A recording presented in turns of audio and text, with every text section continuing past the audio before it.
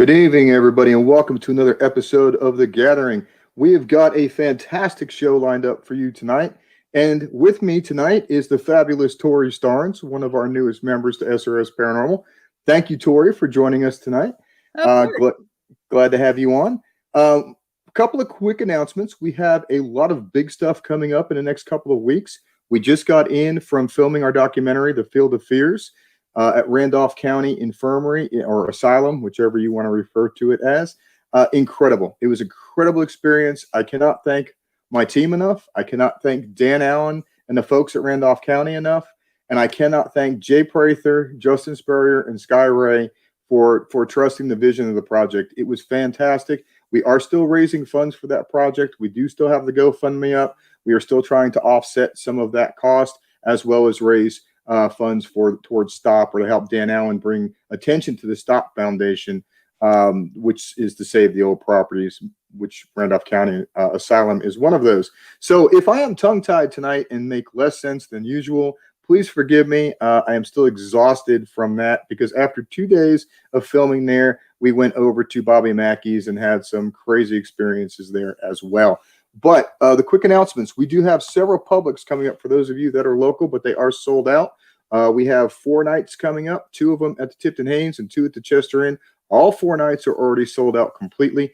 However, we do have a waiting list, because we will have several other places coming online and several other announcements. And if you're not local and you want to jump in your car, or you want to hop on a plane, a train, whatever you need to do to get here and hang out with us, we would love to have you come check out one of our events and spend some time with the team investigating. But without further ado, enough with the announcements. We have, by popular demand, back with us tonight, Ricky Hellard from Riverbend Paranormal. I'm going to go ahead and bring Ricky on. Ricky is a rock star. I know my team, I wasn't able to be here last time, but my team really enjoyed him so much, and so did our audience. So back by popular demand, Ricky, how you doing, brother? What's going on, everybody? I'm doing good. How are you guys? I'm doing good. Kind of tired, but I'm hanging in there. That's what's up. So tell everybody about Ricky, man. I know they know who you are, but let's do it again. I like hearing about it. Well, my name's Ricky. I'm 29 from the Fort Wayne, Indiana area, and I am with Riverbend Paranormal Indiana. And that is also, most of you will know 2 of the main Riverbend members, Brian and Rochelle from A&E's Ghost Hunters. So they have a really big team over in Alton, Illinois. So we kind of came together, and that's where Riverbend, Indiana came from. Awesome, man. So what have you been into, man? What have you been doing? Recently, we've done a few things since the last time I was on the show. Went to Old South Pittsburgh Hospital. Then we went to Whispers Estate. And then just recently, what's going on, Sky? Just recently we went to, I just went to the old Miami County Jail in Peru, Indiana. Awesome.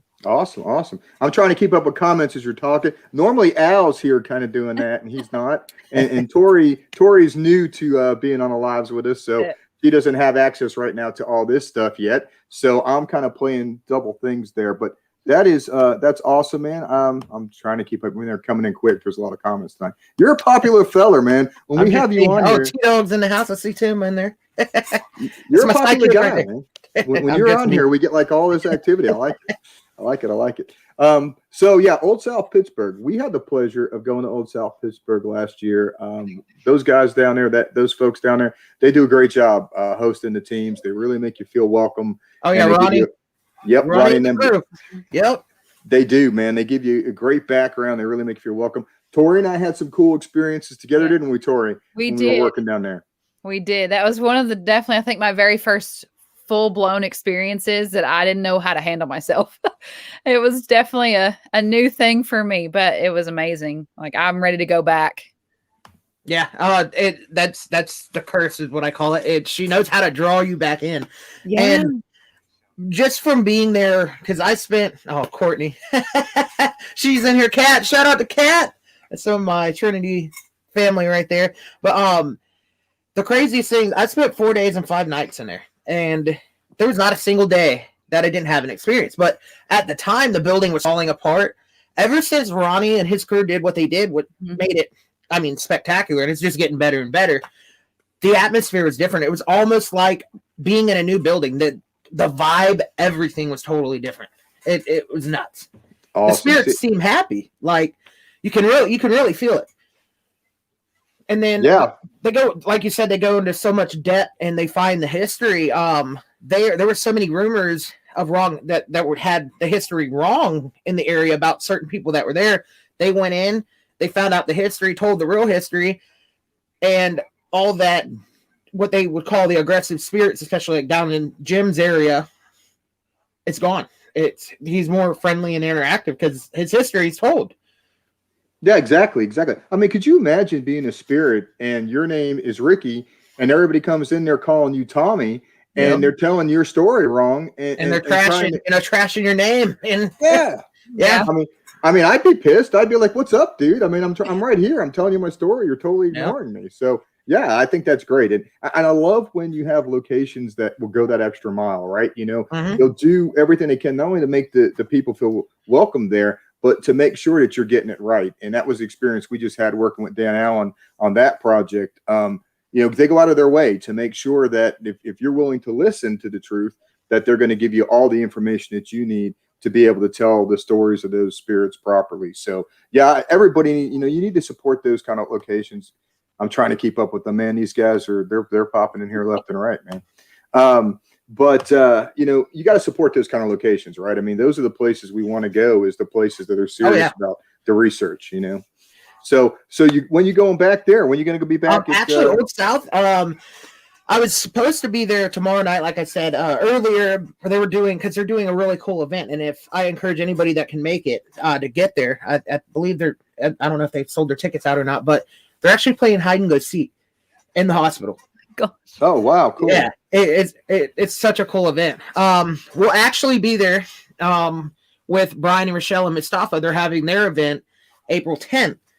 That's a meet and greet and investigation there. So I'll be there for that as well, and then hopefully some more down the line.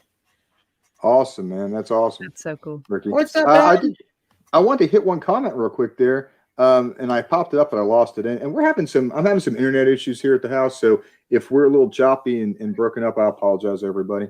But Kat said that it happens often. There's usually much more going on than the rumored histories and stories. That is so true. Yes. I know, at least in our experience, there's always secrets and stories that can be dug out if you work hard enough to do your due diligence, right? Yep. And sometimes you can find it within the evidence, because sometimes those spirits do talk to you, and they'll give you these small hints and little pieces of clues. Then you go into research mode, and then you start pulling it out. And speaking of Kat, we're actually working on something special for Waverly Hills. I'm not sure. It's an idea that I came up with too, based on some of the evidence that we were getting that she found. And I don't think it's been done before at Waverly Hills. So it's going to be kind of like I'm going to try to do it live and surprise everybody. So awesome, man. Because there's more to that body shoot than people think. It was used for something more spectacular than just transporting the bodies. Oh wow, cool! I can't wait to see this. That's one of the things I like about you, man. You know, I've been checking your stuff out since before you came on the show before, and I had told you that when you were getting ready to come on last time. You think outside the box, and I like that. I like to see researchers that aren't afraid to take chances and do things because we got to do that, right? I mean, how are we ever going to? How are we ever going to move the needle forward? I'm not, what the tried and true stuff is great, but if we don't think outside the box and start doing some new creative stuff, how are we going to expand our field? And I think that's right. So I love researchers like you that it's just that one little thing that you could do that could probably change the whole atmosphere. And who knows? I'm really stoked about it, because I'm hoping we get a good interaction from it and see if we can make that building really come to life. Exactly. Courtney nailed it right there. Spirits know intention. Yep. And they can tell. And I think you just hit on something with that too. And this is something that I know that we harp on, and I think you guys probably do too. Intention's everything, right? When you go in there. First impression. That's it, man. That intent that you go on with is going to set your tone for the night. And I think that's why some teams get more than others is that respect level, right? You know what I'm saying? Exactly. And if you don't have the respect, and that's what I always say to people, you have to not only respect the environment, you have to respect what could be in that environment. Just like you would respect somebody new. You're in their home, and they know it better than you know it, and they know you better than you know yourself. So then again, you get these people that go in with these big egos, and they're ready to like start provoking and run the place. Some spirits are going to be like, no, I don't want a part of that. I'm going to sit over here in this little corner and I'm going to watch you and not interact at all. Versus you go in and, these big locations, like let's say Randolph, Waverly, OSP8, all these hundreds and thousands of people come through there throughout the years. They're asking the same amount of questions and the same questions over and over. Yep. And over. So then I change it up when I go in. It's just like I'm having a conversation with y'all, Exactly. Put yourself to them. Explore talk about, you don't even really have to, you investigate, but you don't have to, stick to the nitty gritty. Who's here? Why are you still here? Right. Talk about the room, talk about the environment. Because if you have something intelligent, they're going to come on in and be like, hey, I want to talk to these people. Yeah. Yeah, I mean, just imagine how annoyed you would get if you worked at a place and people walked in and asked you the same questions, like you just said, Ricky, every day in and day out. You give the same answers. Half the time, they don't pay attention to your answers, or half the time your intentions don't match, their energy. It's like people. You walk into a box store, and the guy over there in the corner, you don't know him, you never met him, but for some reason you just don't like his energy, so you don't want to go talk to him. Spirits are the same way, I mean, they are in death as they were in life, right? Come over here, touch this, poke this. They feel like toys, and that's what I tell them. It's like, I'm not here to make you feel like you're an object of, or a toy. I'm here for you. If you want to come talk to me, cool. Let's talk. Absolutely. And Tori will tell you, how many times do we say, hey, this is your time. Tell us your story. Yeah. We talk to them like we would talk to any living person, because they're still people. They're just not inhabiting this shell anymore, right? Yeah. Right. That gets the best results, in my opinion. If you go in there with an open mind, level-headed, and you have respect, majority of the time, the spirits are going to respect that. Absolutely. That's so true. So speaking of outside the box thinking stuff, what do you think, Ricky? I'm going to kind of put you on the spot here. What do you think would be one of the coolest out-of-box things you've done recently? Or even in your paranormal career? Just whatever pops in your head that got you some good results. Well, I haven't gone over the audio yet, but putting positive energy into the atmosphere. So just for instance, right before we all went out for lunch last time we were at Old South Pittsburgh Hospital, me and Tim just kind of explored the hospital and tried to bring humor to it. You never know. You bring that kind of spontaneous, funny energy into the atmosphere. I think you could probably catch a laugh from the other side. So I've got my fingers crossed on that, but we're doing just, taking funny pictures. I even have a video, which is kind of embarrassing, but I gave birth to a little stuffed animal and on one of the little labor beds. Okay, I want to see this video for sure. Like you got to keep it entertaining. It's just like entertaining a crowd of people, They're so sick of, oh my God, who's in here? Blah, blah, blah. And then you got somebody like me doing stupid stuff on an operating table, or they'd be like, wait a second, what's going on in here? I'm just really perplexed as to why you have not sent that video out yet, because I'm pretty sure that is a viral video in the making. I'm just kind of sad I haven't seen this yet. I was scared to put the giving birth video out there, but I might just have to do it, because I think other people, I had to beg Tim. It was so funny. He knew exactly what I was doing. He's like, oh God. I was like, no, just film it. I did the same thing at Randolph too. The cell, I took all sorts of funny pictures. We were awesome, trying to spike up, spike something good. Yep. Because I think a lot of these locations, a lot of people bring so much negativity into it because they're thinking of the negative energy and the bad things that happen there. And in a way, I think they're creating their own paranormal activity to an extent. Absolutely. So, to me, it's like all about positivity. It's all about positivity. The more positivity you're going to put into a location, I think the better results you're going to get out of anywhere. Mm-hmm. And it doesn't even have to be a haunted location, because 100%. We have the ability to trap energy like residual. I just think it's better to just have a positive vibe everywhere you go. Yeah, absolutely. And I think sometimes you hit on another cool point that I love talking about with like-minded folks. And that's the key. You got to have like-minded folks. Oops, I went too fast on it. Sorry, Courtney. I didn't give you a second to pop up there. I got ahead of myself. I got excited to ask this question. But no, I think you're absolutely right. I mean, sometimes the lore of a location becomes its truth, and that's really sad because people go in there thinking that this place is evil and dark, and it may not ever have been really that. Maybe some bad stuff happened there, and there's some deposit of some bad energy. But the more we feed it that negativity and negativity and negativity, the more that grows, and the worse that becomes. Well, if we go in there with love and light, and we go in there and do something's wrong with the man. There's Tim. See, I told you. I had to beg him for that video.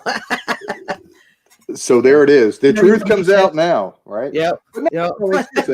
I think you absolutely hit something so very important, is because if you go in there with the love and light and the positive energy, and we can really change the nexus of some of these places and get rid of that negative and replace it with positive, and sometimes allow those spirits to come back and communicate with us that maybe have been kind of shoved out, Like at Old South Pittsburgh Hospital, and I want to say the same thing for Waverly. I can't speak on it because I've never came across, and like I said, I spent the time at Old South back when it was in its worst state, and I never saw the creeper or anything, but it's based on the reports and stuff. The people that have seen it, they always go back and they talk about the negative stuff. They're always at the time they're seeing it, they're talking about the negative stuff. Mm-hmm.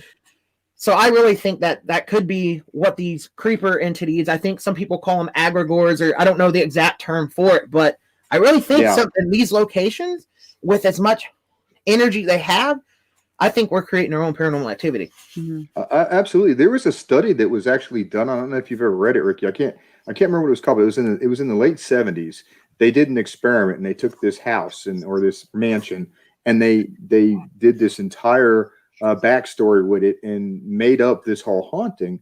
And then over a course of a period of years, they brought people in, and there was never any activity before this. But by the time the 5 years had passed, there was actually a entity there that had a name, and people were actually having interactions with this entity that was based on a completely fictitious story. So that makes you start thinking about the energy we're pumping into an environment. How much of that is like the psychic energy kind of thing? You're putting that energy out, and we're depositing and leaving that energy. So I geek out on stuff like this, man. Yes, that's correct, Courtney. And on top of that, like I always say, patient and the spirits, they will come talk to you. They will tell you their history, and that's why I like just going in and acting like nothing's there. Of course, I have the same respect. I'll always act like somebody's there, but you get where I'm coming from. It's like, let the building talk to you, not you talk to the building. Right. And Kat, if I was wrong on the way I explained the Philip experiment, because it's been many years since I've read it, feel free to chime in and correct anything I said incorrect. But yes, that is it, the Philip experiment. So those of you watching this, go back and read that, because if you're a paranormal enthusiast or researcher, you got to read that. It's really fascinating what the outcome was of that study. Sorry, I just saw that popped up, Ricky, and it was relevant. So, no, it's okay. Didn't mean to walk over you there, but yeah. Do you do this too? This is something that I like to do. I like to announce that we're there and what we're going to do. Mm-hmm. Hey, we're here to tell your story. We're here to, if I think I'm dealing with like really old spirits, we're here to tell your story. We're writing a book about your story. Something they can relate to, and see what happens with that. I think you get more with that than you do just, show yourself. Oh, you demon! I want to fight you. That's the thing. That's the thing. If you've noticed watching the TV shows and stuff now, the D word is what I call it. And people are like, "Oh, you're talking about that word?" No, I said the D word, the demon word. People are throwing that around now. Mm-hmm. Everything has a demon. Everything's demonic. No, not necessarily. Because if you look back in the ancient times, ghosts were considered demons and religious in some religions. So that's where I think things, as mankind came along, everything's getting twisted. Versus, okay, we have an entity in here that's kind of negative. Maybe, hey, they need help. Two, they say for prisons or jails, for instance, you're dealing with a total nasty douche. People. Exactly. Yeah. They're going to be a total douche in the afterlife.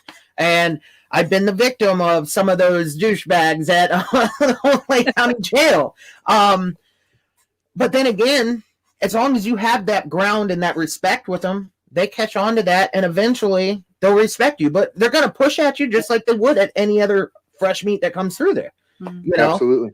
you kind of 100%. have to put yourself in, and that's what T-Dog does when these jails. He'll go in and he'll, you know, he's not provoking. He's just setting the tone and letting them know, hey, you can't push Oh, you me have around. to. Right. You have to set boundaries. I mean, that's Yeah. critical. I mean, Yep. you can't, because they will take advantage of that. And they And know, they know. Yeah. They and know I saw Tori laughing because you said something that I think I say all the time is, you know, people are in life as they are in death. So if they were a dick in life, chances are that's exactly what they're It's the going to be truth, in though. death. Yeah, it's the It's truth. not going to change just because they Nope. died. Nope. But the more, and that another thing I like to touch on is all these people that they go to these locations one time and they're just so bummed because they didn't have a paranormal experience. These locations take time. The Yes. spirits are just like Yes. any one of us. Like if a stranger comes in the room, I'm not immediately going to be like, you know, best friends with them. They get to know you. The more you go, the more you're there, the more they get to know you. And then they start to open up. That's the way I look at it. I treat them just like I treat people because they were people. Mhm. They're just not in physical form anymore. 100%. Yep.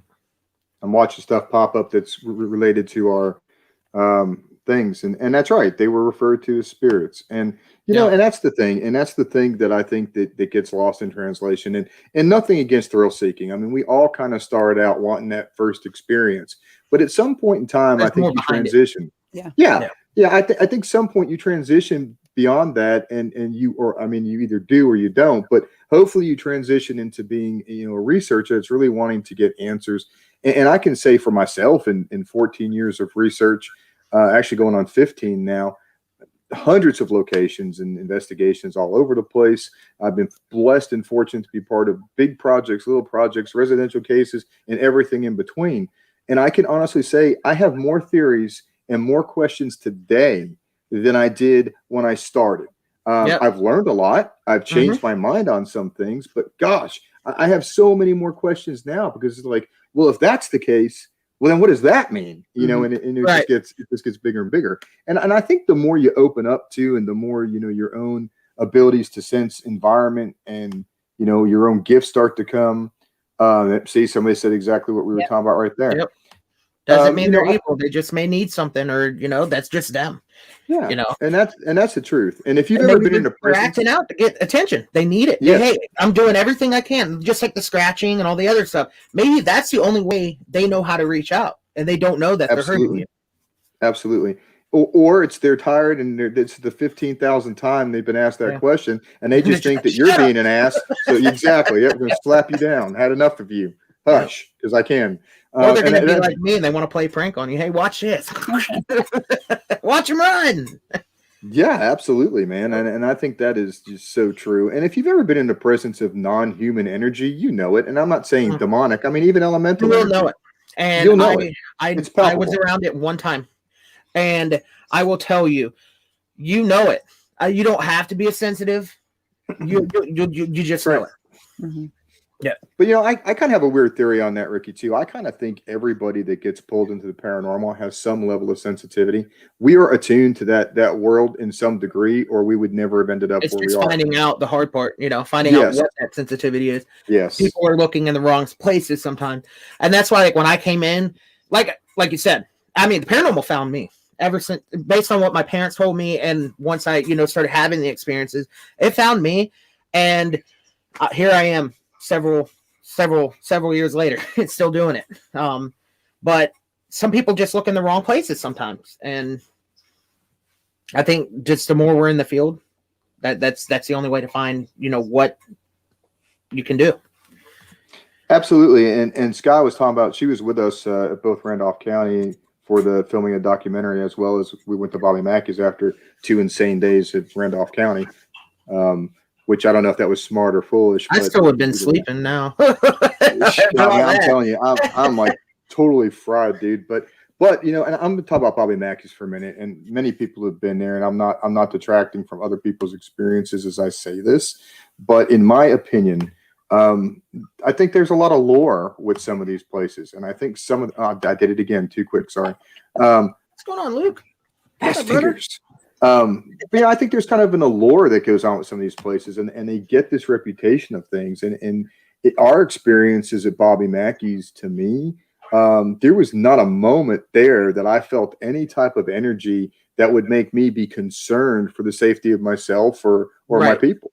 Never once. Was there some cool interactions? Yeah, we caught a couple of really good Class A EVPs, which is, something we don't get a lot of Class A's and, multiple in one place, but we did. We had some killer photo anomalies, and we did have a moment where the spirit box was slapped out of Sky's hands, and we went back and reviewed it and made sure she didn't drop it. But there were 2 mediums on a live that said, yeah, absolutely, a woman smacked that out of your hands. So that gets back to the annoyed thing. And she felt that too, and it was kind of cross-validated even for her. Not that she needed that validation, but it was, it was cool to have somebody else outside of the situation, continue to validate that. Right. Man, I'm trying to keep up with the comments, guys. I'm sorry. They're coming in quick. But anyways, yeah. So I just wanted to point out exactly what you were saying. We recently experienced the exact same thing when we were at Bobby Mackeys. Oh, yeah. What Kat's talking about right here. Yeah. Like I said, we were working on, she's actually currently working on a video, getting it out. She's working very hard on it. Throughout the time we were in the body shoot, the voices, and as we talked in the past, I have the ability of hearing things that most people don't. They call it clairaudience. And she has the evidence, again, another set of files of me hearing it. And I was distinctly hearing a man talking. Well, I can't wait for this video to come out because there's a man talking exactly right. You hear me, announce it, and then boom, it's there. And she played it back numerous times for me over the phone. I'm just like, holy cow. So good night, Bill. Oh, good night, Bill. Thanks for tuning in, brother. That's who I was at that jail with. We'll talk about that later here. But yeah, no. We'll wait until he goes to bed before we talk about him, right? There's just so much to talk about. But yeah, the amount of audio that we got just from that one session is mind-blowing down there. So I can't wait to see what Kat puts out there. And yeah, Tim was down there at the time of all this, and then he locked himself. He literally did his fear challenge in the body shoot. And that's where we put a blindfold on him, chain him to the surface, and he's SOL if something happens. and I love hearing stuff like that because I think we keep harping on this tonight, but I think it's so important. It's intentions. That's it. I mean, 100%.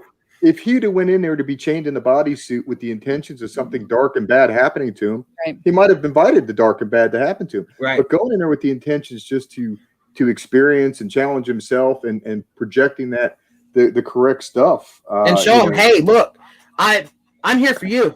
You can do whatever. Mm-hmm. I'm completely vulnerable right now. I'm showing you that you're in control, and I want to talk to you. And he's never once provoked. If you listen to his fear challenges, he's always asking the right questions, and he's friendly to him. So, and believe it or not, the craziest one he's had yet with the most interactions was there at Randolph County Infirmary. Awesome. Yep, that's fantastic. And while he's doing it in the cell, you literally see it going from different pieces of equipment, and then eventually comes up to the light like it's playing with the light on the camera. That's cool. That's really cool. I'm trying to catch up on comments. They are flying in here pretty quick. I love it. I love when I see the comment section really banging off between each other and asking us stuff. So really, that's why we're in the field. We we need to get the people out there that are doing the right thing in the spotlight. Because that's the only way the field's going to advance is just do it. Exactly, man. You got to think out of the box. If we keep doing the same things over and over and over again, expecting different results is the definition of insanity, because we're doing the same thing over and over again and trying to get a new result. If we don't start doing new things and changing it up, man, we're never gonna move that needle forward. So that's why I want to give a shout out to Brandon Alvis and Mustafa. If you guys have been watching their new Formula of a Haunting.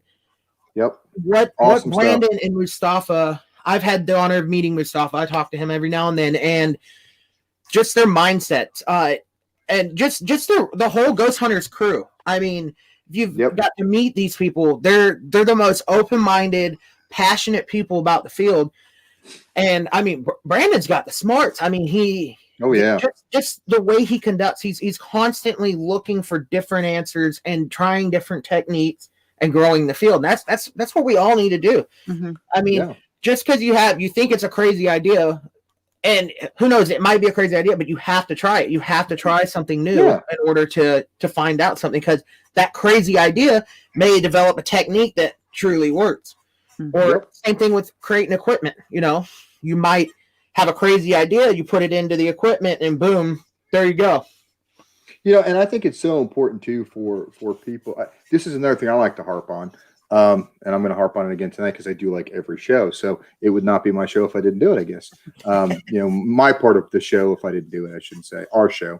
But one of the things I want to harp on with this is I think we spend too much time worrying about what other teams are doing and what they're doing wrong, and not focusing on what we're doing. Do what works for you.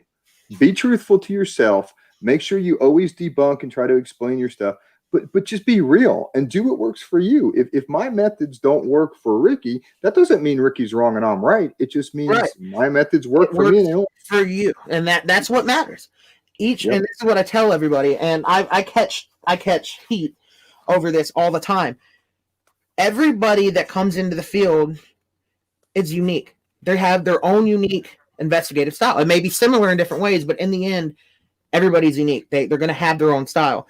And you have so many people out there that are, I need to train this person and show them. No, you need to be with that person, mentor them, let them develop. Because believe it or not, you might learn something from this person that's brand new. Thank you. Mm-hmm. Thank you. I'm not going to lie. I don't care if you've been in the field one day. We're all on the same level. Some people think they're up here, and some people think they're down there. No, we're all on the same level. We just have experience. Some others have more experiences and do more things. And being around people that are TV personalities, they're just like you or I. They all started in the same spot we all started. And people just think, oh no, they're actors. No, they're not. They're just like us.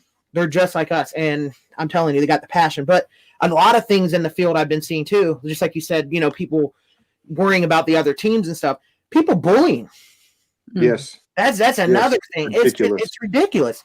I mean, I've been pulled down and kicked off the team as of recent, before I joined with things, and before we branched from things to Riverbend, and it was by people that just came into the field and were picking on me because I'm not acting like they do on TV, like Ghost Adventures. I'm sorry. I'm not Ghost Adventures. I'm Ricky. I've been in the field. I do have experiences, and I do have some knowledge, but then you get the people that come in that think they know it all, and they, no matter what you do, Absolutely, Ricky. And that's why I love that's why me personally, and I know my team feels the same way, we love to collaborate with other people because you learn stuff. Maybe we can teach you something, and maybe we can learn something from you. Amen. I think that's the biggest problem in this field is egos, and it's like armchair quarterbacking, right? I'm not going to watch a piece of keyboard warrioring, passive aggressive attacking. I see it all the time on Facebook, all the time. And what the people don't realize is they're making themselves look even worse. Yeah. Mm-hmm. Oh, I'm bad. People think I'm, totally, no. People see that, but that's the thing. We all learn stuff from each other, no matter what, and nobody has answers, and that's the truth, And then the fame race and the attention, and oh gosh, it gets goes on and on and on and on. And that's another thing too that gets me. Whatever happened to giving people the benefit of the doubt, right? Mm-hmm. If you put up a piece of evidence, and I'm going to take it at face value until I have a reason not to. Now, if 2 weeks later you put out a video saying that you faked that, or somebody else catches you faking it, well, that's a different story. If you're faking stuff, you don't belong in this field anyway. Period. End of story. The bashing, the paraunity. Or if you're bashing, this is what I always say about paraunity. Paraunity is more than a word; it's an action. And for a lot of people, it's a word. It's a word, and it's thrown around so hastily in this field. Sure. But you have people attacking other people for practice that claim, "Oh, I'm paraunity," but they're attacking other people for practicing paraunity. And for instance, say you go investigate with another team that was a part of another team because they sent you a free invite. Hey, and they're literally right down the road. Then you turn around and you're getting bashed for doing that. Yeah, ridiculous. It's sad. It's just.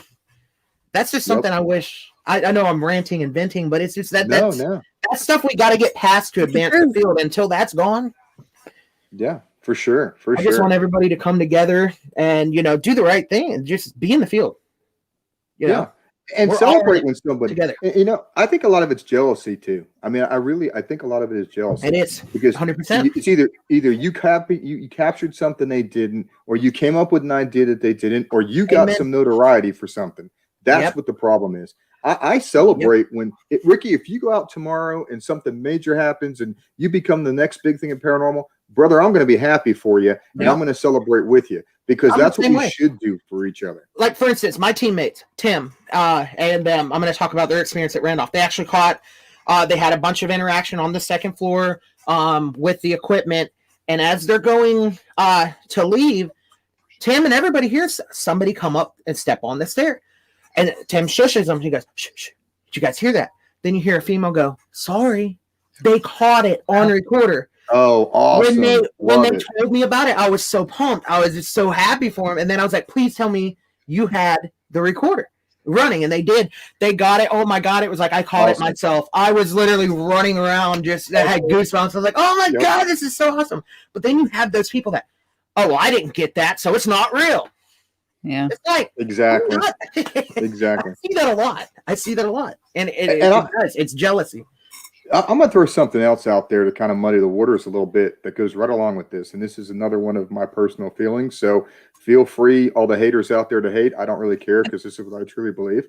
Because, I mean, haters are going to hate. They're going to do their thing. That's cool, whatever. But I think that spirit knows what it's doing. That the universe knows what it's doing. Yeah. And sometimes the reason some of these people do not have good experiences or don't get activity places, it's because of them. You hit it right on the nail, right on the head. And I know there's these people that, they're probably going to see this and they're going to be like, oh, he's talking about us. Well, if the shoe fits, wear it. I'm sorry. Hey, amen, brother. Preach on. But until you change your ways and your intention, you're not going to get anything. And that's the bottom line. It's, I mean, think about yourself as a person. I mean, think about yourself as a person, right? I mean, do you want to hang around with assholes? I don't. I mean, I try not to. I mean, I'm usually the biggest one in the crowd, so I'm good with that. So let's just stop right there, right? You know what I'm saying? So, I'm the kindest person you're ever going to meet, but I have my limits too. And, too many people, they keep tagging, they're pulling on you. You can only take so much. And sometimes don't be scared to cut the strings. Mm-hmm. Just not that it's that I'm not going to share the field with them, but I can put past issues aside, and for instance, I didn't get along with a certain team member on another team, but we hugged it out and we were able to talk as adults and we got past it and we worked together like a team should. That's good. And you have to do that in the field. Until you can do that, you're never going to get anywhere. You know what that makes you? That makes you a professional. Oh, people cringe when I say that word because, you can't be a professional if you're not getting a paycheck to be a ghost hunter. Well, whatever. That's garbage. It's how you conduct yourself. Versus being claimed as the word expert. There's totally different. It's a way you conduct yourself. Yep. It's how you carry yourself. Yep. See, that's why I love talking with you because we're so like-minded. This is so much fun. I could totally, you could put me in a room with somebody that is completely opposite of me and I may not see eye to eye with how they investigate. And for instance, I'm not a huge Ouija board fan or that kind of stuff, but I could still work with an investigator that uses that because in the end, you could probably learn something from them. And that's the thing I think we need to do all as investigators. Sometimes we need to listen and learn. I mean, if you use them all the time, you might learn something from somebody. We use them all the time. We do all kinds of crazy experiments with them, combining tech with them and being blind. Exactly.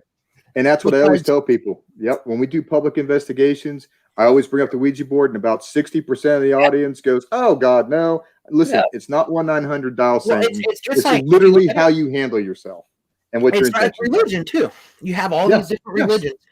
It's the way it's practiced. And the way it's put out there. Yeah, Ouija boards, just like anything investigating in general. If you do it the wrong way, you're bringing in wrong things. And the reason why I'm scared of Ouija boards is because it was in the hands of somebody that had bad intentions, that was messing with something that was dark, that was already there, and I got attacked.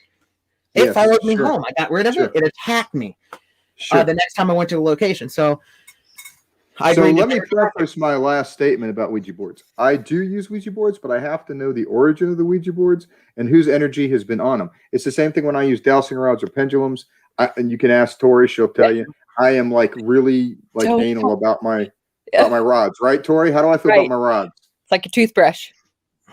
You don't share your toothbrush, right? So I'm very selective who I let use my rods. So if we're ever in the field and I give you my rods, Ricky, take that as it means I like you. Because if I don't let you use my rods, I don't like your energy. Yep.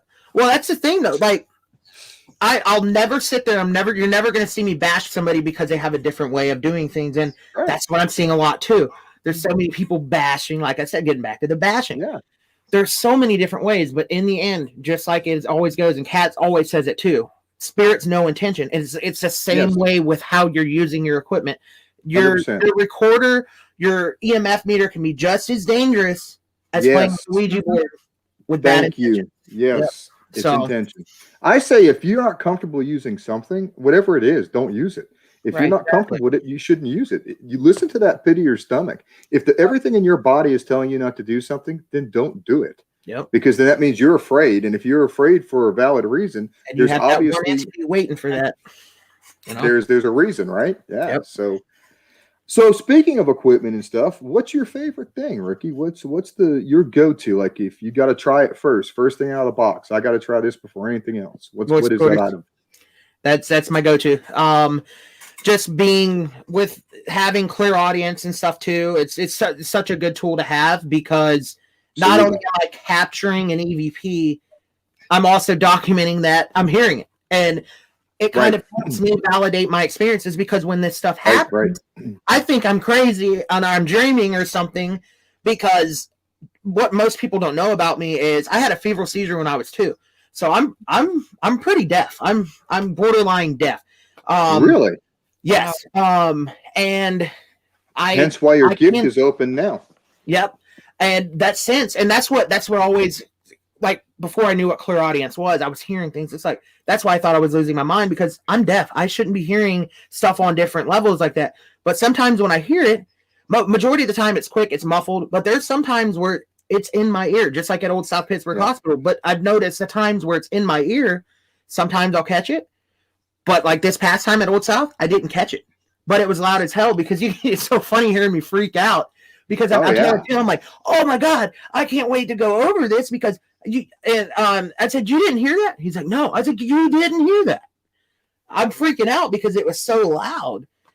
In the end, just audio is my favorite. That's my go-to. EDI meters, basic stuff like that to document what's going on around you as well. Because if you can get a hit on the EDI meter with the EVP and back that up. See, the EDI is a go-to for me, for me personally, and I think the reason is I love the fact that I have 5 environmental data points that I can compare to. Yep, exactly.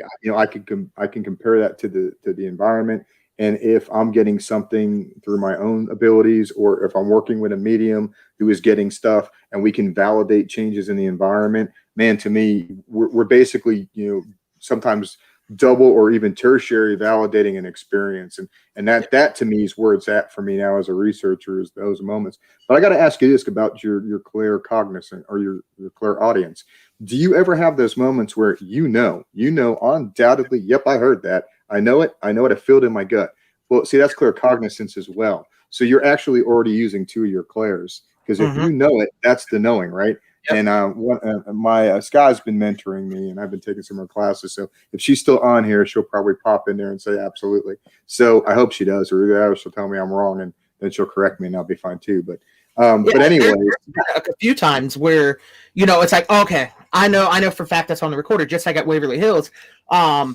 There was this one I got. I was up on the 2nd floor getting ready to go up to the 4th, I think, is where the surgical suite was, where I was getting my stationary recorder. And I'm walking through with our guest investigator, Bart, and I clear as day hear somebody in my ear. I mean, just loud and clear. I didn't know it would just happen so quick. I was like, okay, that's on the recorder. I said, ending EVP session. Boom. Played it back. And it's literally a spirit saying, you're off camera. Well, that was intelligent because Waverly Hills is known for, ghost hunters and all the other filming that goes on. We had no cameras on us that whole night. I'm pretty sure you shared that last time you were here. Yeah. On with us. You know that's what? that one. Look That's here. that one. Look here. I actually still have it loaded in here from last Yeah, time. play So it, why don't play we it for play it? everybody. Yep. A lot of that, like patients moaning, calling out. That's exactly what it sounded like too. Yeah. They walked way. Any EVP session playing back? I think I. Yeah.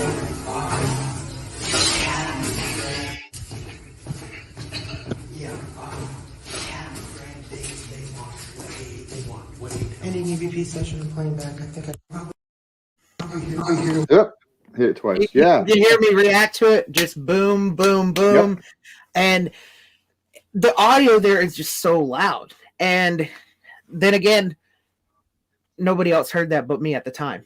See, I mean, There's your validation, right? It validates it when it happens. I'm Yep. sitting there like, am I losing my mind? But then I got to remind myself, I was like, I'm standing in the middle of Waverly Hills Sanatorium right now. Yeah. We know the history here, so there's got to be something. But yeah, Man, that intuition, that knowing, that's the thing. Yep. I mean, and that's the thing that over the years is something that I've grown into understanding more. And like I said, taking her classes and learning through how she teaches things has even helped me to bring that even further in perspective, because I think it's so important to trust it, trust what you're getting, trust that information. And even if it's not necessarily validated with things, you know it. And if you know it that purely, and I've been watching Tori, right? I've been watching her develop, and she's got gifts. She doesn't know it yet, or she hasn't admitted it yet, but she does. Because there are times that I'm feeling stuff and I'm getting stuff and I'm not saying nothing. And I'm looking across the room at Tori and I can see it. You can feel it. I can see it. And then Yep. she'll say something and it's exactly what I was getting. And we tested that experiment. We were at Old South Pittsburgh Hospital. I was connecting with this guy and I was getting this information. And I say, and we've got the video and stuff to back it up. We were doing a rod sessions and I say, show me what you're show Tori what you're showing me. Let her see what you're showing me. And I don't say the rest of what I've been shown. And guess what? Tori starts spitting out exactly the emotion, the feeling, everything he was showing me. She's getting it. Wow. That spirit literally took that and gave it to her so that she could actually experience the same thing. It was amazing. We did also capture some awesome. Validates it. Yeah, yes, and that's perfect. Yeah, I mean, you can't beat that. Yeah, and we were getting environmental data to back it up, right? I mean, the EDI gave us pressure and temperature and humidity changes. Yep, that right there. completely coincided with the experience. Yep. So that's what I'm saying. So when you trust that, man, as you develop that, dude, trust it because you have to, and you have to because. Like most people, like when they get into the field, they kind of write it off, and I did it at the same time with my clairaudience and stuff. And I have somewhat clairvoyance, but I hear more than I see. But if they're there, I will see them. If that makes sense. But you have to. A lot of people overlook what they're having. Oh no, there's no way that I'm experiencing this right now. Sometimes you just have to do like you did. Take notes. Don't note it right away out to everybody. Yeah. Then you can compare notes at the end and be like, okay, here we go. Absolutely. Yeah. Experience logs, right? I'm just trying to keep up with comments too. I'm not ignoring you. I'm reading over here trying to do No, you're good. You're good. I usually have, like I said, somebody else is usually doing this. So I'm a little tired. Heather was asking where her classes were held. So Sky, if you want to put the information there, I'll pop it up on the screen. And seriously, I highly recommend her classes. Ricky, Tori, if you guys are interested, I would definitely recommend taking some of her training. It's fantastic. Or if you have another medium that you want to work with, find somebody to work with and help you develop that, Ricky, because it's really fantastic.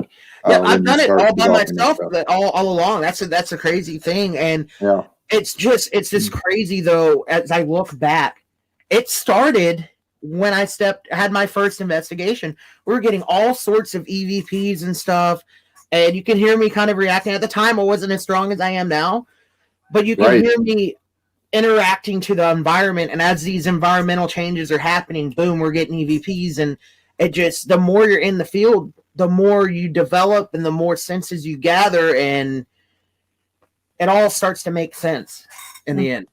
But I mean, the more, like you said, like no matter how long you're in the field, you're always going to have different theories. You're always going to have different, expectations and answers that we're never going to have the full grasp on. That's what I love about the field. Yeah. It's constantly growing, and you got all these people out here. Oh, I'm an expert at blah blah blah blah blah blah. No, you're not, because the field's constantly changing. Right. That's right. None of us are experts. None of us. And I think when you think you've reached the level of being an expert, it's probably time to find something new to do. Yep. Right. Yep. It's time to quit, because I can tell you, every time I go on an investigation, I actually capture something. It baffles me. I don't have the answers for it. I know something happened, and I know that there's paranormal activity, but then I'm like, really, is it paranormal activity, or is it a mind? Something in my mind. Because that's another thing that messes with investigations. That's why I like going into these investigations blind.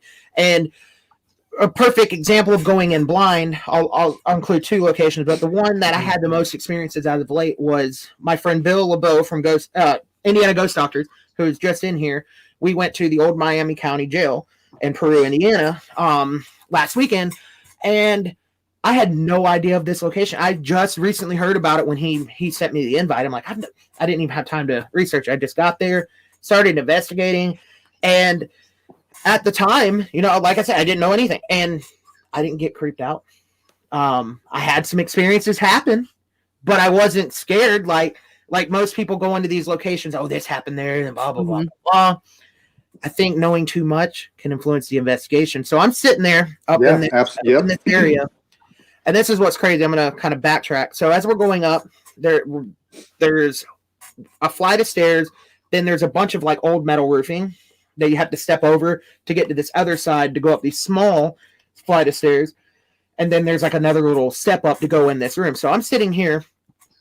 I forgot the environment at the time. So I'm looking out, natural light coming through the doorway, and something just walks. And I see the head and the shoulders, and then it kind of walks into another, the wall. I was like, wait a second, is somebody out there taking pictures? No, everybody was accounted for. The other people were on the first floor.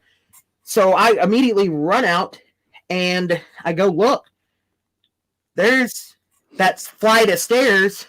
I literally saw something walk the pathway. They would have, if it would have been a solid human being, they would have stepped over all that metal. And not to mention, there's a lot of pigeon droppings on the floor. Coated and crunching. You would have definitely heard it. I didn't hear anything. I just saw it. And it walked into this cell block. I was back. Wow. And as me and one of the investigators, Brad, were there, we walked around into the cell. There was all sorts of weird banging that was kind of going on. We couldn't trace it. I'm not saying it's paranormal, but just put two into two. But the craziest thing that happened that wasn't paranormal is I was when I first went down there, one of the guest investigators behind me came. She followed me with a flashlight, and I kind of tripped on something on the floor, and she starts kind of screaming. I'm like, what? And I look down. It's a dead, mummified carcass of a skeleton of a cat. What? Yeah, I love fur babies, so it kind of upset me, and I was like, I gotta get out of here. I can't look at this. It's just it got trapped in the building. Too sad. Yeah, and if you're like me, you'd have been less upset by a human skeleton being there. Yeah, no, that's the truth. That's the truth. I know, right? I love my animals. I love my animals, but I wasn't scared. I had a legit interaction, and unfortunately, I think the spirits did this, even though it's partially my fault. I actually caught an EVP in the basement of me hearing it. We're sitting there, we weren't even really investigating. We're just talking. We had our equipment on, and we're talking, and I hear a man go, "Oh," like he was getting annoyed with us. Oh, cool. And I'm like, "Whoa, did anybody hear that?" And they're like, "No," and I play it back. It's on the recorder. Wow. Well, I was in a rush to get out of there because I had to get back, and I had put my recorder in my pants pocket, forgot about it, washed my recorder, thinking that I didn't, it would have turned on, put it in rice, it's fried. Oh no! I was so pissed. I'm like, oh my god! But another incident happened at Madison Seminary. I actually caught phantom music because Frank, one of our investigators, was playing music, periodic music, trying to trigger something, and it did. We literally heard 1930s and 20s swing jazz music. You hear the trumpets and everything. But that's awesome. Somehow, some way, the file, when I got back to the hotel to listen to it, because I showed Adam and everybody after I caught it, and we were pumped. We're like, oh my god, we got to put this out there. Gone. Man. And that's the thing too that happens so much that, you know, I hear people kind of get mad about it that have really never really investigated. And I know there's entertainment value on TV shows, so I'm not getting deep on the weeds on that. But sometimes we go, how come we didn't hear that on the camera, or how come we didn't hear that on the audio, or whatever? The truth is, not everything translates, right? I mean, Amen. Some of those experiences and some of those things that happen, we know it happened, we heard it, we felt the environment, which is something else you can't get through a YouTube video or through a television screen, is what that environment feels like. That is such a big part of the or the frequency that it comes in. It could come in a total frequency that you cannot capture on the voice recorder. And I constantly beat myself up over it. It's like, oh my God, I had my recorder. Maybe I didn't hear it. No, I heard it. It just didn't come through on the recorder. Right. But for the longest, I was like, oh, maybe it was my mind. But then again, it's like, if my mind did that, why did I automatically, I didn't even think run. I went fight or flight mode and gone down the hall. South Pittsburgh Hospital. Didn't catch it on the recorder.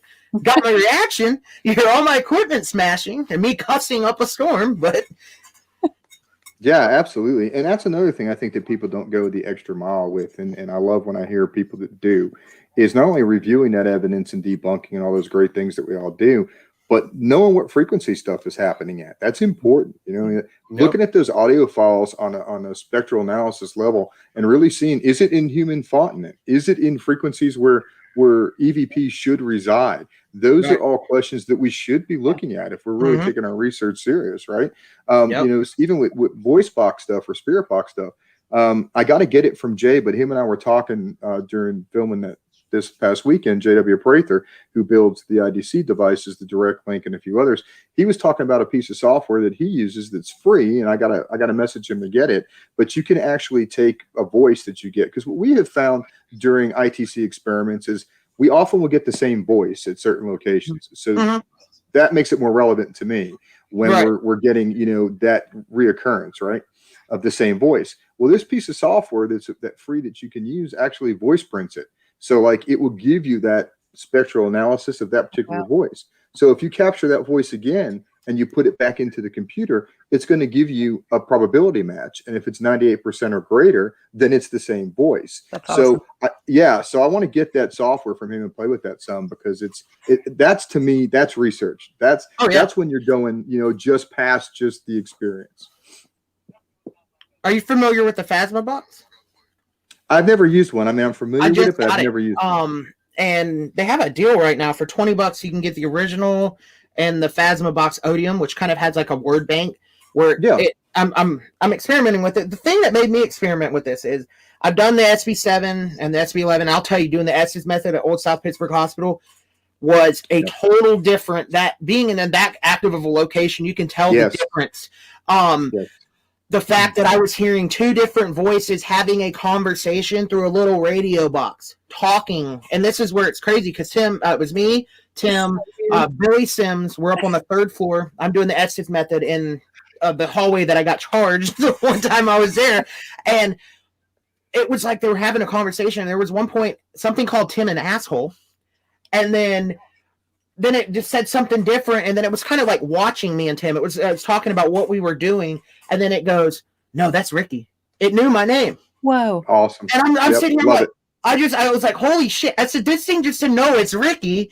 And even Tim and Billy were saying we were getting some weird, just spot on, direct responses. I also did it in the body box. The first night got some interesting. The second night we did it, there's the entity, I think it was something just trolling with me, but I actually heard it. We did it through the SB11, and JB Coates was there with us, and she was leading the group, and I was in the body box, and there was one point, it didn't want anything to do with their questions. It was literally talking to me through it, and it says, "I scared you. You ran like a bitch." Oh man! You see me throw my hands up. I'm like, really? Awesome. I just started laughing. I said, well played, Spirit. I said, I'm coming back for some more, so we'll see who runs like a bitch again. This time, awesome. Do something that I can document.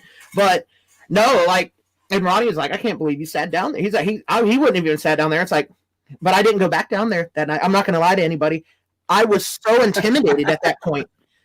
So I kind of sat at the end of the hallway, but I was still, and I just went over the audio file. You can hear me reacting, and you can actually hear distant doors and stuff moving, and me reacting to it coming from Tri-City. So there's something down there. Not only that, but my friend just got off the phone with him the other night.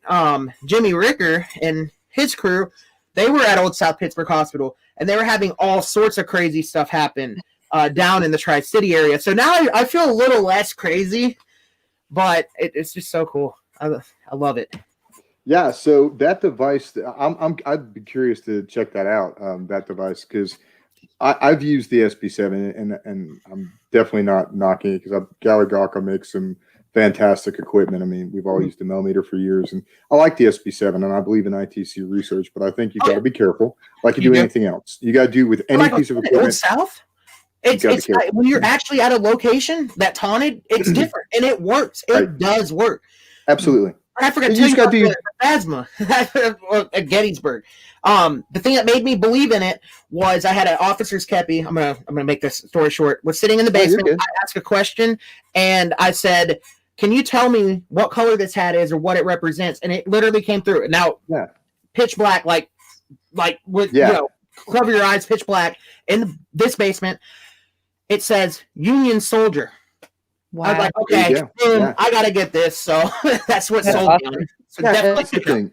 And even with your old Frank Sumption Shack hacks, I mean, my first ITC experiments were done on literally Radio Shack hack shacks. Radio Shack, yep. I remember I mean, those are old school devices, but there is relevance. It's like anything else. I don't care if every piece of equipment can be valid if you know its limitations, and if you take the time to do the due diligence to validate what you're getting. That's where it's at. So slamming equipment to me is no different than slamming other teams. It's the same thing. It's up to you to do your job as a researcher. That's what you're supposed to do. But like talking about like Jay's device, the IDC direct link, his is a little different because it's anywhere from 2 to 4,000 frequencies depending on the model. Is it the one that's like a little box that you're the antenna basically? Yes, the one I was talking about when you and I did. One of those, and I use that. I'm a fan of that. I am a fan of that. It's awesome. It is cool. So that's what we were using those, and we were using his lab, his system at Randolph County for the documentary we just filmed this past weekend. I mean, we had direct radio voices coming through, live EVPs with and without ghost box sessions. I mean, that's how you know it's legit. When you're cutting edge stuff on top of that. Yeah. Yes, cutting edge stuff. But what I was saying is what I love about that type of research is you can get things that are real time. I mean, it's happening right there in the moment, and you're experiencing it. And if you're working with mediums and you're working with other pieces of equipment, you can take that real time data and go even further than we ever could before. So I love hearing about like the device you're talking about, or the devices that we use a lot of. But I wanted to touch on what Sky was saying. Yeah, so that's another thing to me, whether you're using SB7, a Hack Shack, the Phasma box, Jay's box, doesn't matter. If you start getting things that you know are not going to be FCC compliant, like I was called the female anatomy part like 7 times at Bobby Mackey the other night. Yes, I mean like 7 times. And then when I said, okay, that's enough of calling me that, it picked another word for female anatomy and called me that. I mean, it was like ridiculous. I mean, it was just insane. That's the thing, though. When you start getting those, like I knew right then and there I wasn't tripping out when it said, "I scared you. You ran like a bitch." Like these things, what radio show you're going to come across that's going to be saying all that kind of stuff? And it's accurate, and it's the night after this thing happened. So it's just like when you start getting full sentences and stuff that are starting to add up, that's how you know you can use that as evidence, and you can back it up, Absolutely. And what happens, this happens to me a lot, and maybe because I guess maybe I am an asshole and that's why, but and Tori's laughing because she knows this is so true.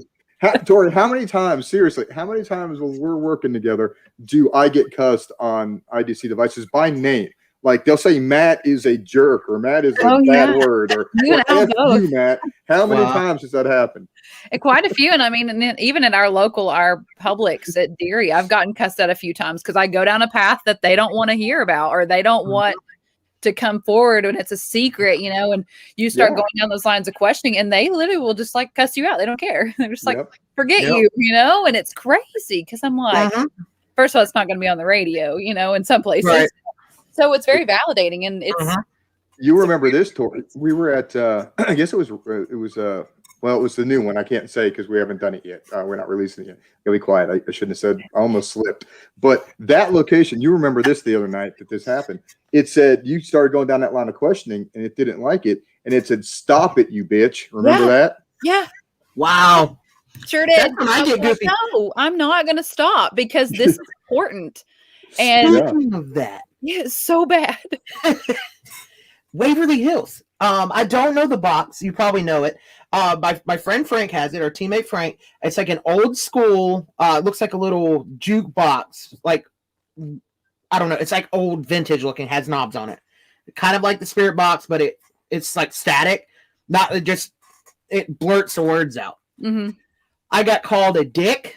I got called a douche, all sorts of stuff. And I'm just sitting here going back and forth with the entity. I said, "Oh, I'm a dick, huh? Well, you're not wrong because my first name really is Richard." Oh God, that's awesome. You can throw it back at them. Like, that's what they do. Sure. And if you start getting, kind of argument going, it's like, okay, this is legit. What the hell's going on with this device? Yeah, it's pretty crazy because in that place, it's along the lines of women aren't supposed to really have a voice, kind of thing. So when I speak up, it's just like, whoa, wait a second, you're not doing what you're supposed to do. And I'm like, no. Yeah, it's crazy because, that's part of history. So when they see you as someone that's different, that even after death, that they think that they can control in that aspect, and you don't do that, then we get stuff like that. And they call me names and cuss at me, which is fine. Right. Yeah. It's like keep cussing. Come on. I gotta record let it go. Let's the truth has to come out. I can't help it. I'm sorry. Yep. But it's, it is what it is. Yeah. Sometimes you just gotta step up to them too. You just gotta show them, it's like, it's new times now. Yeah. Yeah. But I love it when you have like people from the public that already think that we're just full of crap anyway. Yeah. So I love when you have people from the public. That one group too that sits in the corner. It's like mind blowing. They're just looking at it like, holy shit. What exactly? And they're sitting there like, this is all crap. And then that stuff starts coming across, and you watch them. They're like, yeah, whatever. And then they start hearing all those cuss words, and they're starting to like really pay attention. And then they're looking for where you're hiding the recorder that's playing this stuff. I just love it. It's just so fun. I love when we get skeptics too. Those are my favorite. Believe believers, yeah. And I love it. The most validating thing though, with doing these events and stuff, like you get these brand new people, then all of a sudden, they're in your inbox asking you, hey, what's the best way to start a team? What equipment should I get? And the next thing you know, boom, you just put another team in the field. Yeah. So you're growing them too. So it's just like, I love stuff like that. Just want to say a quick hi to Seeker James there. He's coming to us from Ireland. He's a super cool guy. He pops on a lot when a lot of the teams are live. He probably follows you guys at River Bend, I'm sure. Seeker's around with a lot of people. He's good, man. He'll come familiar, on. Yeah, he'll come on as a medium, and he'll start. He's a medium, and he'll start firing out what he's getting and seeing, and it's pretty cool. So, that's awesome. Yeah, Seeker James he's a pretty cool dude. He's over there in Ireland. So nice to see you on here tonight, Seeker. But anyways, yeah, man. So I'm trying to catch again with comments. I get so into what we're talking about, I miss it. Yeah. And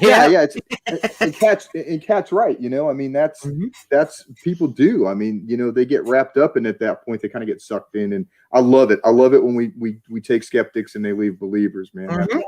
Can't beat it for sure. Can't beat it.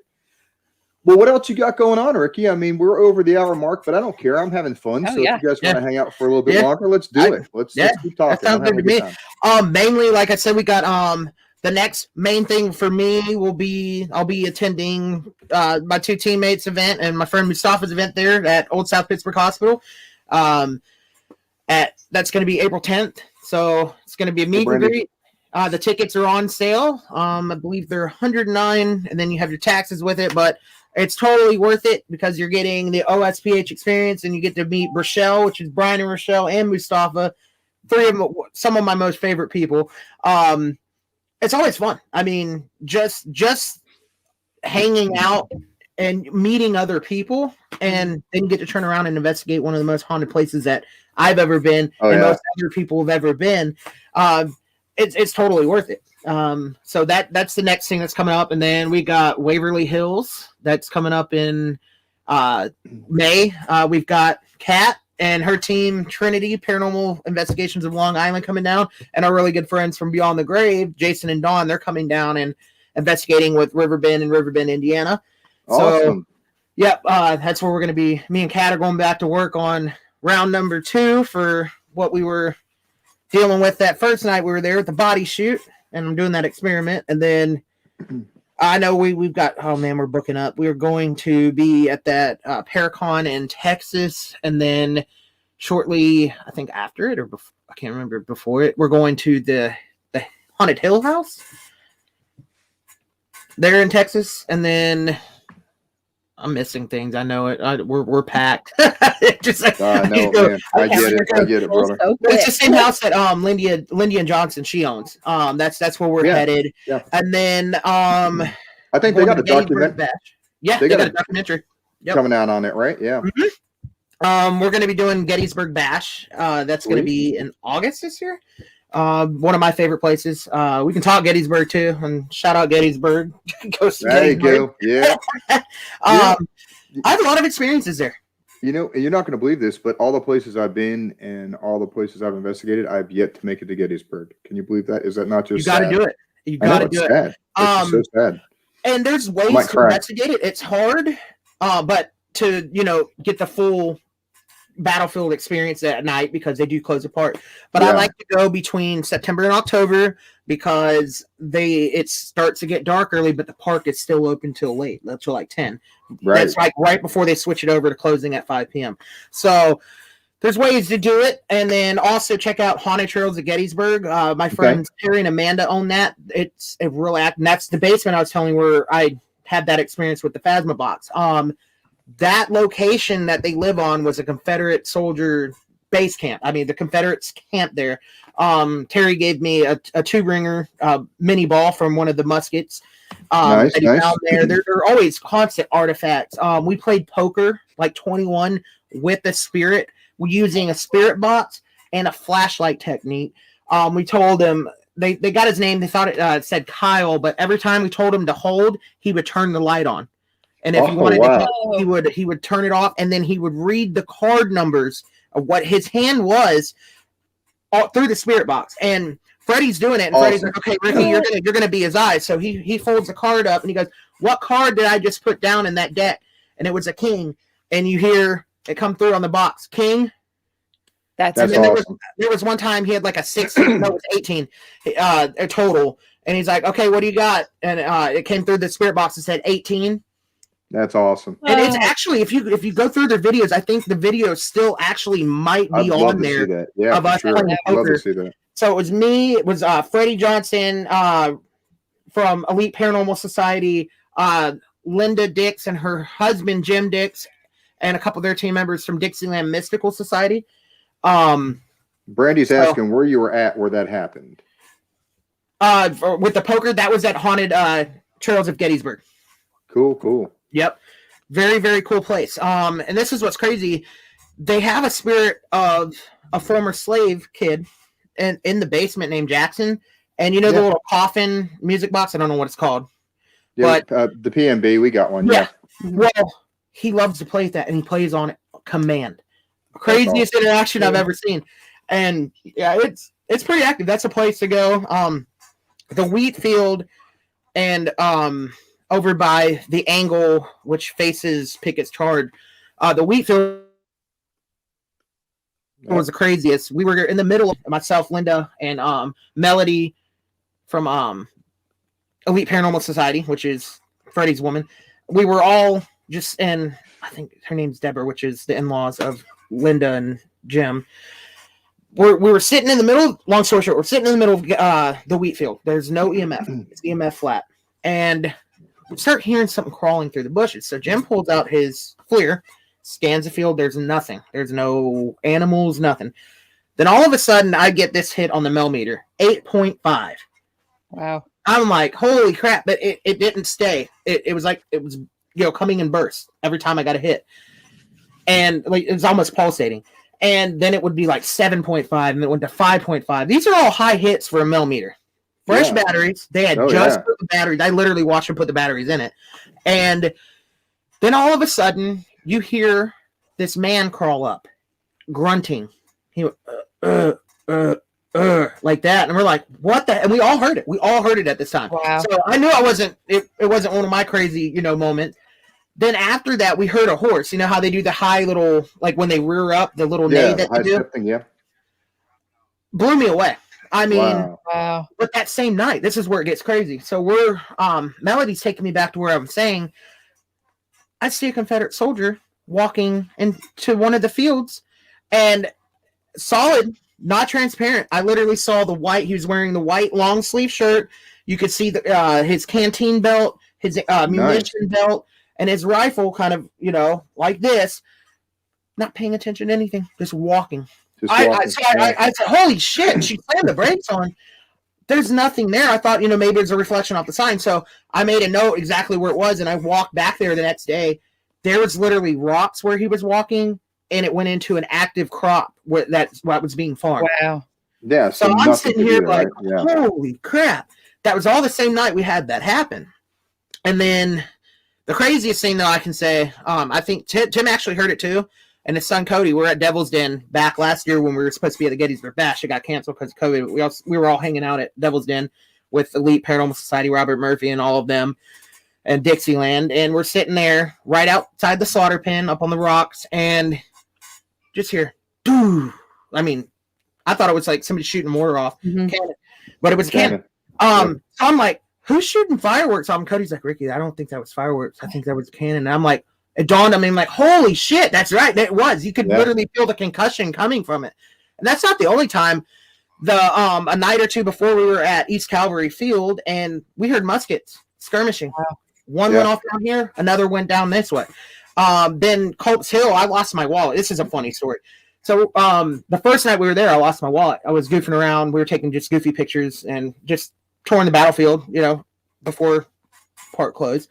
And lost my wallet, but so I'm trying to track the next day, and I end up on Culp's Hill. I hear a skirmish of muskets come from the wood line. Wow. There's no reenactments going on. Right. It was like four. It was like, and I was like, what the I'm like, whoa. That's awesome, but awesome. Residual sounds, but still, it's still cool. I mean, I actually caught the cannon on audio. It's kind of faint, but you can hear it. You can hear us all react to it. So it's pretty cool. To me, going to a place like that where you're capturing residual, it's a great place to study residual activity. Oh, yeah. Whether it be apparition, whether it be audio, whether it be video anomaly. I mean, what better place than a place like that has that constant replay of activity? And it's just that during the daytime. See, that's the thing. I've been there just this in the right of the battle in history. That's something I definitely want to do, and I'm gonna, as time goes on, and I can financially do that. I'm gonna do it. I want to get out there, July 1st through 3rd, and just spend some time out there. Because the thing that's gonna make that hard, though, everybody kind of travels out there, and it's like a tourist trap. Because you got everybody that's interested in the paranormal field. They're out there with their SB7s, SB11s, and everything's just investigating, just contaminating the hell out of everything. Yep. But yeah, it's crazy. Oh, another thing, the peach orchard. I had another experience. I literally watched a shadow walk between one of the monuments, and I was perfectly calm. I love seeing it. It's such a beautiful place. It is. But yeah, I definitely want to do that and just study it. And just see what happens. And speaking of reenactments and stuff, those can be perfect trigger objects. Because absolutely. The first time I ever investigated the Civil War fort, one of the craziest places I've ever investigated. And I mean, just so much activity happened. 3 days leading up to this investigation, constant reenactments every day. Just boom, boom, boom. That night when high tide came in, we literally watched what looked like a residual battle. Shadow figures, full-bodied apparitions. But I wish we could have caught this on camera. And I really want to get back to Fort McAllister, because that's a place I can guarantee I can take a skeptic and they'll come out a believer. Absolutely, man. Every time I've been there, it's just been nuts. I visited Gettysburg, but I was, just coming back from a family trip, and it was years ago. And, obviously it wasn't going to go into full ghost mode. So I just got to enjoy the battlefield, but it's such a cool place. And I love love historical places anyway, so it's just so It's incredible. Huge. It's huge. Most people don't understand how big Gettysburg is, and I spent 8 days there, and I hiked pretty much all of them. And I literally covered anywhere from like 10 to 16 miles a day just walking. Yeah. And there's like 17 miles of paved part, but what about all the other parts leading up to Gettysburg and around Gettysburg? There's over 40 miles of battlefield there. 40 miles in 3 days. That's crazy. I mean, just imagine how massive that battle was. It's just imagine what that would have sounded like too, right? Imagine what thousands of horses running through a field, thousands of muskets, hundreds of cannons, and screams and sabers. I mean, can you imagine how deafening that would have been? Talking to one of the historians, like the wheat field where I was at was actually the most bloodiest part of that battle. There's not an inch you could step without stepping on a dead body. Yep. And not only to mention that, but during the fighting, the pigs got out. So the pigs were in the middle of that field eating the carcasses. They said as they were moving the bodies, like it was like literally a river of blood throughout. The grass was so soaked. The stench didn't go away till after Thanksgiving of that year, and the battle was in July. Did you ever read any journal entries of the people that, like, you know, just from the town, like the flies, when the flies came in, and there was so many thousands, tens of thousands. Death flies is what I call them. And we had rats unfortunately die in the walls at my former apartment in Georgia. God awful smell, but those flies were huge. Yep. And there was, you just imagine, oh my God, tens of, if not hundreds of thousands of these things. They said it looked like black storm clouds when they would fly. And it was really just the flies moving from the dead horses and the dead people. Yeah, it's just incredibly amazing. I can't imagine. And it's no wonder. I mean, when you have that much energy released and that much tragedy and death in a place, of course there's going to be an indelible mark left forever in a place like that. Yeah, so absolutely incredible. Well, so I guess the important question is, I know your schedule is absolutely slammed full, and I know our schedule is absolutely slammed full. But when are we going to get together and do something in the field, man? I mean, we've got to do this. Just let me know. Like I said, I'm going to be probably down through the old South Pittsburgh area throughout the year, off and on. So I'll tell you what, man. Yeah, let me know when you're going to be down this way, because we've got several killer locations that I know you would absolutely love, including our home haunt, the Nickerson Sneed. Awesome. Let me know. We'll make a couple days out of it, and we'll bang out some places, man. I'd love to get in the field with you. I enjoy talking with you.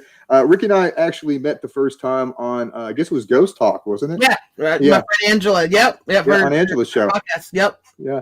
And him and I have talked on and off since then, and just super good energy. I think you've got great energy, and I enjoy watching you. So I'm looking forward to it, man. I'd really love to get together with you, and I know my team would too.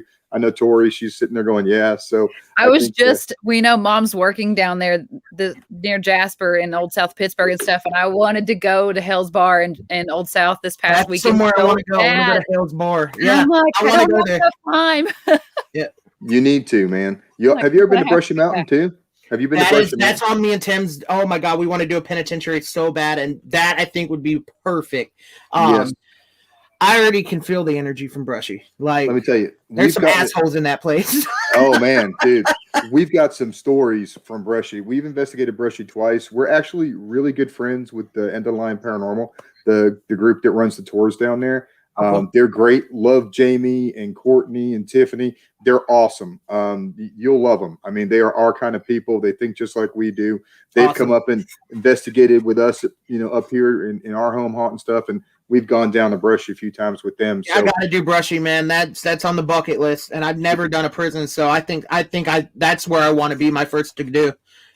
Well, if you want to collab on that, let me know, because for sure. We've got a whole bunch, and it's a big enough place you can have 12 people in there and never see each other. I mean, it's really that big. It's incredible. It's incredible. Just the history around it in general just has me freaked out. So I can only imagine what's going on inside there. So I definitely want to check that out. We was talking earlier about like certain places like Old South Pittsburgh, Randolph County. They have like their own energy, their own feel. Yes.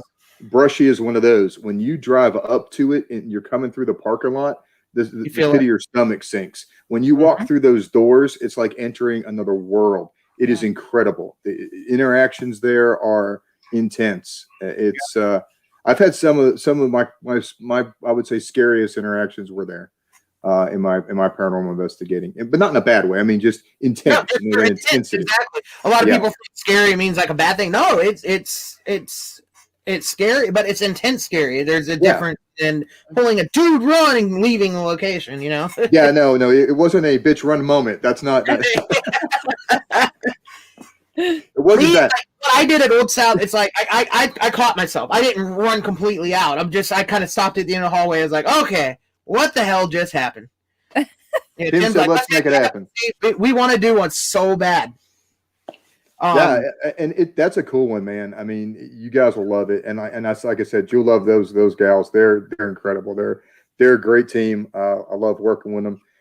You would be remiss whether we get to join you or not. You need to ask them to join you because they have spent. And I know a lot of times people don't like to bring them in, but no, that's good because the spirits know them. The spirits know them, and that's the thing. Like that's why I love having Ronnie and them around when we're doing our thing because just like Brooke, okay, we call Brooke Ghost Bait. I call her paging Dr. Taylor because Dr. Taylor loves her.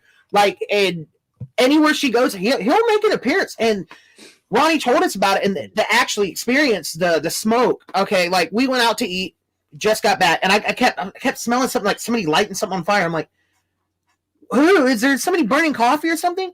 But then all of a sudden, after that came a really rich maple flavor, like smell. Oh wow! But it's actually a tobacco, and it's confirmed. They did the history. He smoked that kind of tobacco, and there's this thin layer of smoke that follows it. And if you put a light to it, you can see it. It was real thin the first night, but the second night, it was like a little vortex, and it was thicker. It's the most bizarre thing, and we can't explain it. Awesome. I never experienced that there the time before when I spent all those nights there. It's wicked. When you get a brushy, I got another thing that you need to remember when you get a brushy.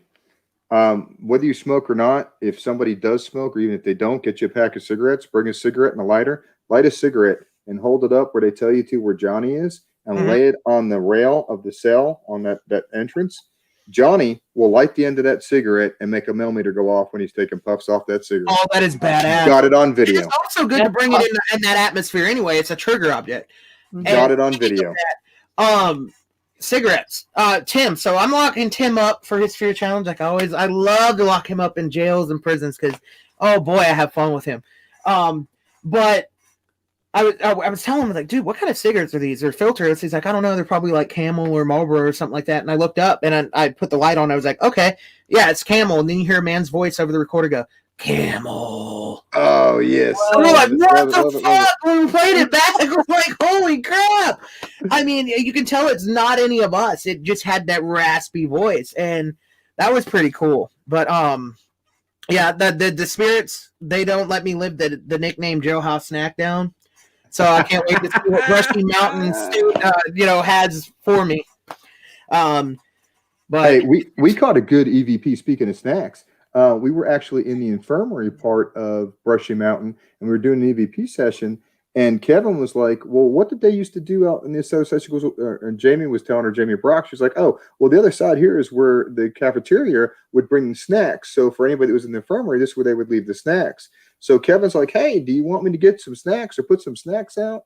And the EVP we get back is, "Where's the snacks?" Wow. Oh my God. Where's the snacks? 3 words. Wow. Yeah, it was pretty awesome. So I'll tell you what will not work very well there in our experience, and according to Jamie and them, the spirit box devices, they don't like them. And I think it's because it reminds them of radios, walkie-talkies like the guards might have had. I was about to say, because they do look like that. Yes. Yeah, they do look like that. That's why I'd be interested in bringing the Phasma box and see if they'd like to play with that, because I run it off my laptop through speakers. So Sure. Yeah, and EVPs are, I mean, you can get a lot of awesome EVP interaction there. And photo anomalies. I mean, and I'm not talking about, dust particles. I'm talking about legitimate shadow figures and big misty things that you can't really, they're not environmental. They're just weird. It's not you can take either. Yeah. I know what you're talking about. I've seen some of those. Yeah. You can take like 30 pictures and one picture has this weird, little misty thing. Stuff like that. I mean, we did an experiment. We did the same thing at Bobby Mackeys, but we did it down there too. We took multiple cell phones and set them on a 10-second timer and fired off multiple pictures at the same time. So like you have like 5 or 6 or 7 cell phones lined up. You set it to a 10-second timer, and then 1, 2, 3, say cheese, and see if anything will appear. You know, that kind of. Oh, that's awesome. But what was cool is when we looked at the 5 pictures together, picture 1, picture 2 has nothing. Picture 3 has this weird anomaly. Picture 4 doesn't have it, but then the same anomaly appears in picture 5. Wow. So did we actually capture something moving across those five lenses? I mean, you got 5 lenses there snapping that photo. It's not light. It's not reflectatory. It's not that kind of a thing. So what is it? You know, those are those moments. We don't know. What is it? We do it. Yeah. So, man, let's do it for sure. We went. Yeah. Somebody said, yeah, excellent burst shots. Sorry, guys, if you were putting messages up, I got totally into talking to Ricky and forgot about you guys. I am so sorry. That is a terrible, terrible host. But yeah, burst shots, excellent. Yes, indeed, absolutely. We did it sort of a little bit different. Was just a sense of multiple cameras, because I'm one of those people that I think when we're talking about light anomalies or photographic anomalies, and being somebody that's very heavy into video and photography myself, if I have 2 cameras, right, and I get the same anomaly in 2 cameras, then that's a little more compelling to me if it's a ball of light or what people say is an orb or whatever, than if I get it in a single frame. That's why now, if I multiply that out 4 or 5 times and I can get the anomaly in multiple cameras across that spectrum, I'm seeing it from a totally different angle each time. Right. So that's the kind of stuff that I like to do to kind of think outside the box with different ways that you can try things. Also have done where we, kind of surround stuff with cameras and take photos that way and see what you get. There's a lot of things you can do that people don't think about. Strobe lights. I love working with strobes too. We did a lot of that this past weekend. I never thought of that. That would be really, really clever. Justin Spurrier he's got some cool stuff. I don't know if you're familiar with Spurrier Paranormal, but Justin's he's a killer dude. Spurrier Paranormal. Check him out, follow his stuff. I spent a lot of time with Justin this weekend. He's a heck of a researcher, but we were doing some stuff in between filming. We were filming some of it we were just trying some new things, but he had these different color light sticks. So we were trying different RGB lights. So like blue, red, orange. And then we were doing flashes with it and then seeing if we could get different anomalies or get anything to appear in those light spectrums. So, I mean, we did some really off the chain stuff this past weekend. And I know you dig that kind of stuff. So, just something to think. Check out his stuff. He's got some cool things that you might want to try. Awesome. Yeah. I'll give him a follow. This guy mentioned him there, Spurrier Paranormal. Absolutely. He's a good dude. He also owns the 1858 hotel there it's in Kansas. So I'm hoping that's probably where I heard of him from. Okay. Yeah. All right. Yeah. Cool. And somebody's asking about Kansas here. She asked before, and I totally forgot. Have you ever been to Atchison, Kansas? I have not, but I am going to try to see if I can get out to Justin's spot and spend some time at his place. So I don't know how far that is from Atchison, but I figure if we're in Kansas, what the heck? It's just one more town, right? I mean, yeah, definitely. I want to get out more west as myself. I've never been out to Kansas. I want to get out and experience the mines, like the gold mines and all the Silver City, the old Washoe Club, some of that stuff. Absolutely. Yes, I'm totally down for that. I love the outlaw and the Western history as well. So it'd be so cool. I'd like to go to Tombstone. I mean, Tombstone's on my list, definitely. Yep. Didn't Doc Holliday have a gunfight there? Yeah. OK Corral. Wasn't that where that was? The OK Corral was at Tombstone, wasn't it? Yeah. So that's what we maybe should do. We should get a couple of like-minded teams and take a big para vacation out west and go. Sounds good to me. Go crush out a bunch of places, man. I mean, it'd be cool. Win the lottery and get a tour bus and just. Here we go. Yeah, absolutely. Just tour the country doing what we do. But no, man. Seriously, I've really enjoyed talking to you tonight, man. Yes. I love having you on. I'm going to be putting together. I'm going to talk to Tori and my people, and I'd like to put together a paranormal roundtable again. I'd love for you to sit in with us. I'd like to bring Taryn from Paranormal Brew and maybe a couple of other people. I think it'd be awesome. I think it would be great I'm down. to Thanks for having a bunch of us.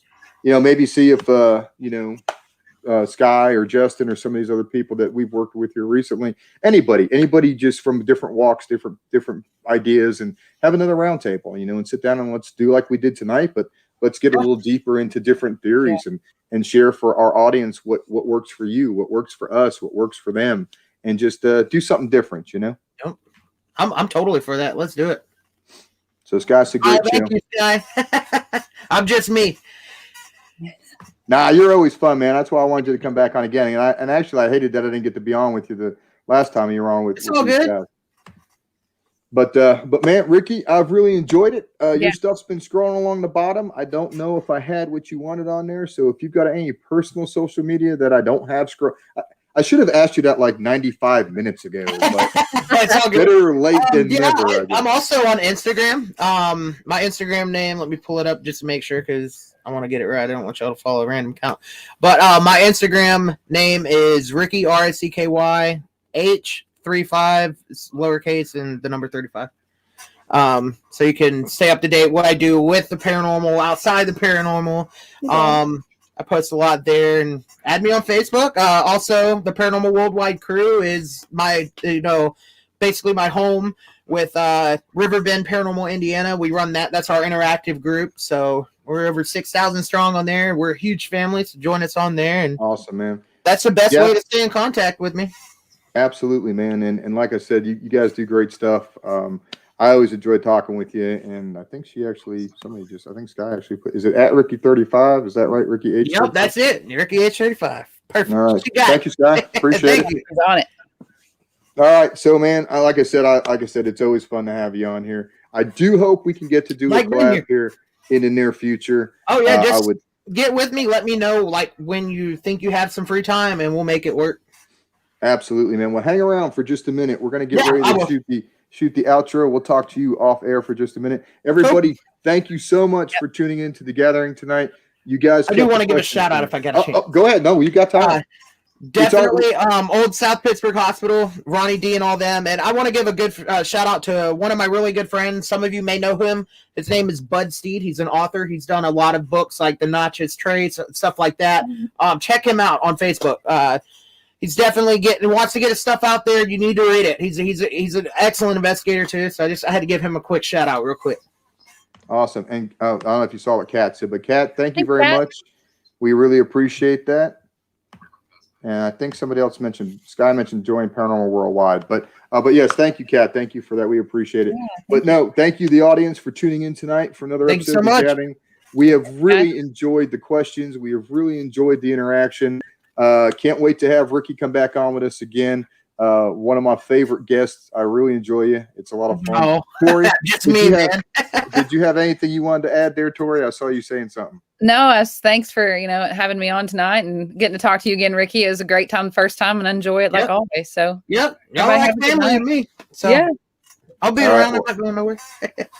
All right, Ed, you hang out for just a second. We're going to shoot this outro. We'll be back next week for another episode of The Gathering. We've got a lot of cool stuff coming up. We'll be releasing some teasers as the documentary gets edited up, and that's going to be a lot of fun too. So lots of stuff coming up. Make sure you follow Ricky. Make sure you keep up with everything him and Riverbend are doing. If you can get to any of the events that they have going on, or like I said, get to our events. Yeah. Heck, if you want to rent a car and hit both, we would love to have you. They would love to have you. So I'm just saying you can work this out. You can kind of make it like a vacation package. But you all have a great night. Thank you so much for the love and support. And we will see you guys next week on The Gathering.